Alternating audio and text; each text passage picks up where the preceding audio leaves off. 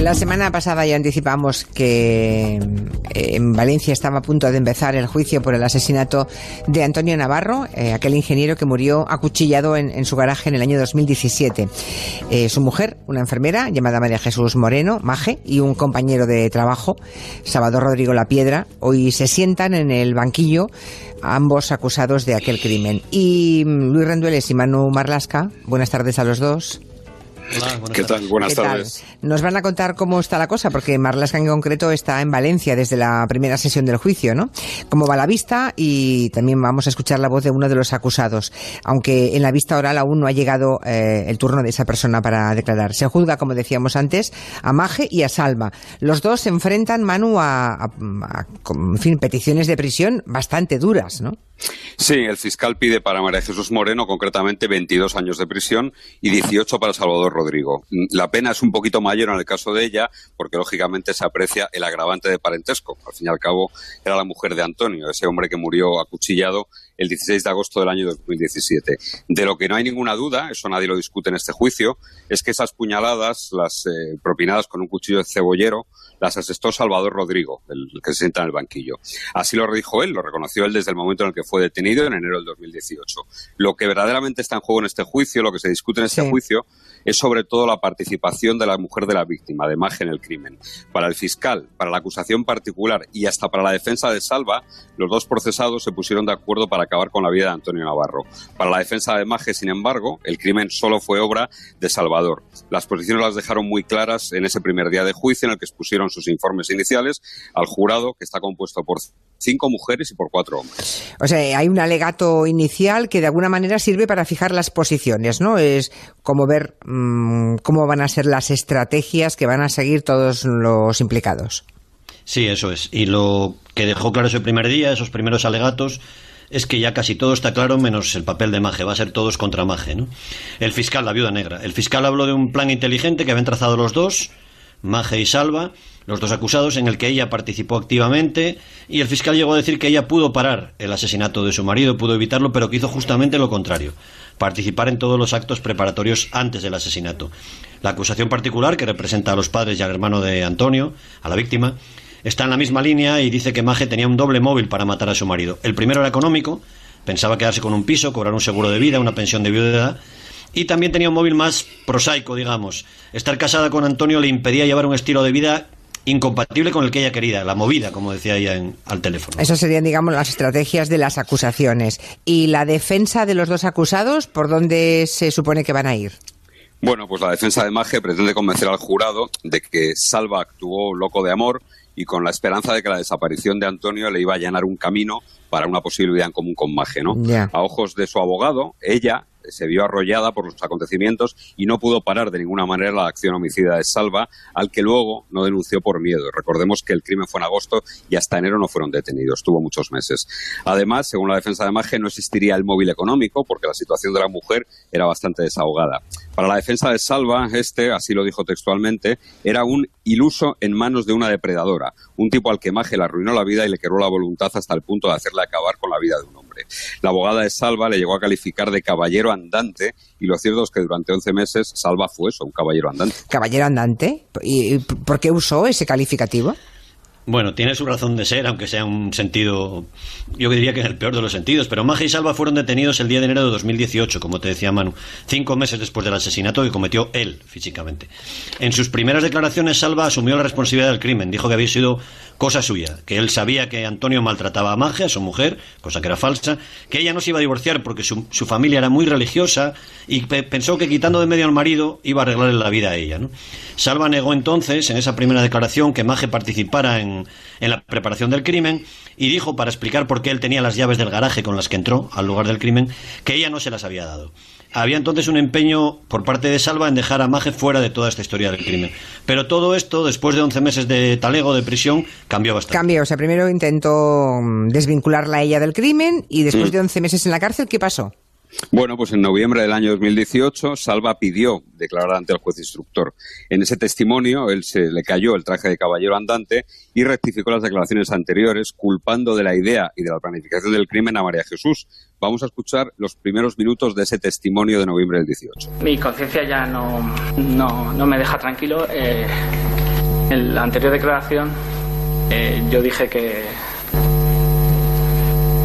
fue cosa mía solamente, pero fue cosa de los dos. Estábamos comiendo en Ribarroja, en un terreno que tengo yo, y a raíz de una conversación de dos compañeros de Antonio que habían fallecido en un accidente de tráfico mientras estaban trabajando, ella me comentó que ojalá hubiera sido él.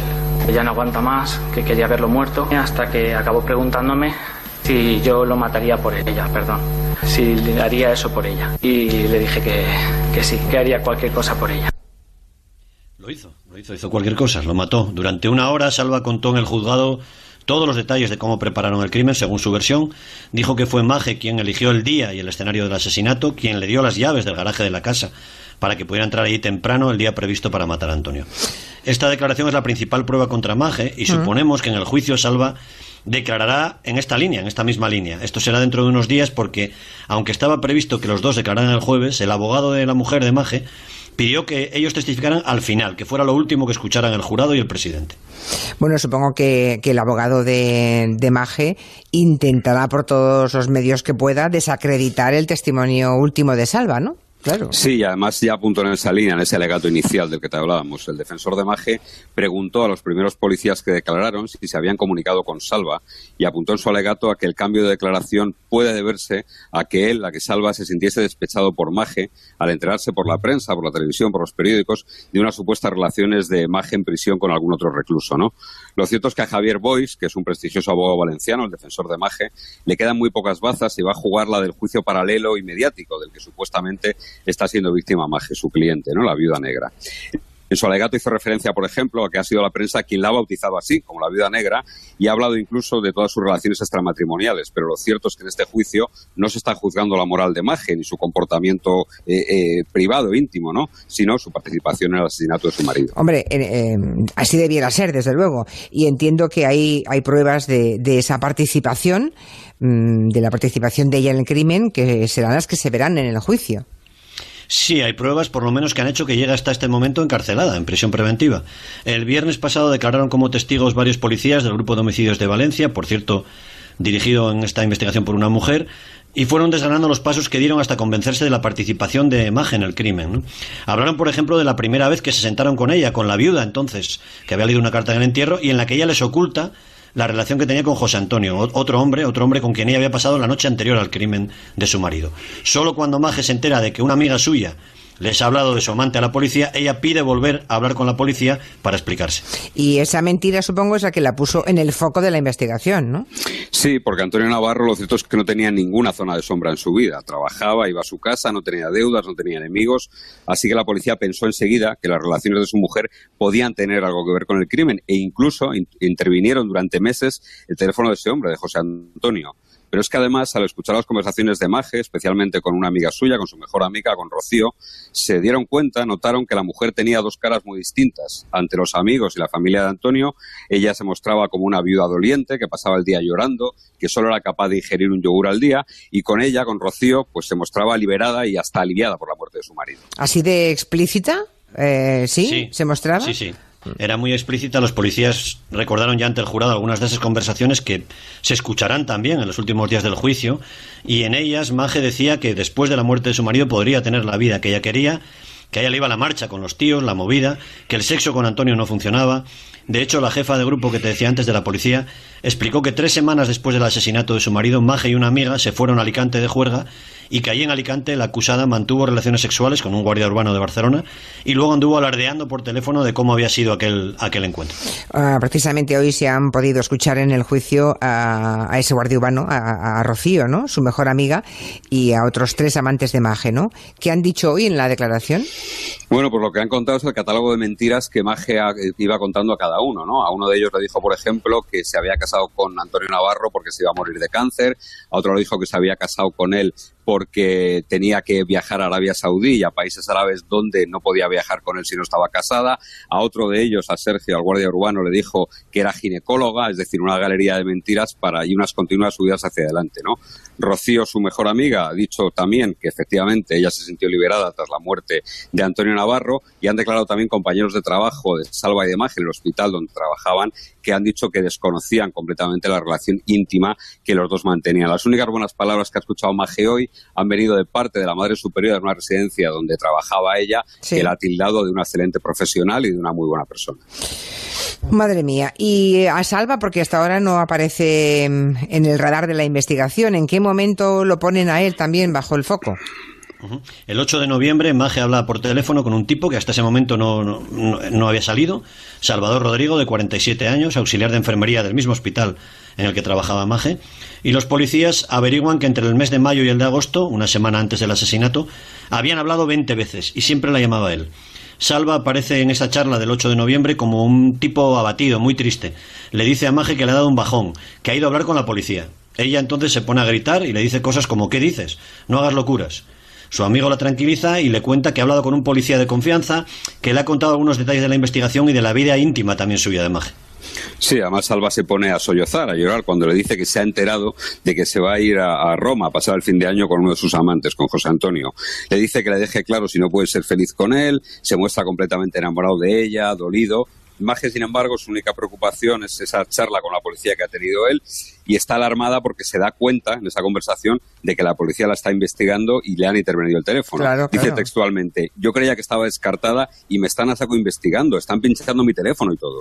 En esas conversaciones parece claro que Salva, desde luego, está muy enamorado de ella, pero ¿por qué la policía cree que él tiene algo que ver con el crimen de Antonio Navarro? ¿Cómo hacen esa...? Hay una frase, sí, hay una frase en esa conversación del 8 de noviembre que está pinchada, que las orejas se le estiran a la policía, ¿no? Salva dice: tendrás que desconectar de mí porque te lo voy a recordar cada día que me veas, ¿no?